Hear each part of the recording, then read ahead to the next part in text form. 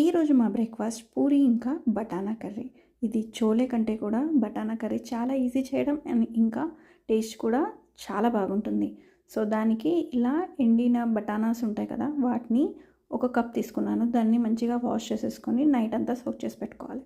Next day morning వచ్చేసి ఇది కొంచెం ఆయిల్ ఇంకా బటర్ వేసి జీరా వేసాను. ఇంకా ఇక్కడ ఆనియన్స్ కూడా వేసి సన్నగా కట్ చేసుకొని, ఇక్కడ కావాలంటే మీకు అల్లం వెల్లుల్లి పేస్ట్ కూడా వేసుకోవచ్చు. కొంచెం పసుపు, ఇంకా ఇవి నానిన బటానా వాటర్ అంతా తీసేసి మనం ఇలా దాంట్లో వేసేసి, ఇంకా కొంచెం ఆలు, ఒక 2 ఆలులు చిన్న పీసెస్ కట్ చేసేసాను. ఇవన్నీ కూడా మనం విజిల్ పెట్టాలి, ఒక 3-4 విజిల్స్.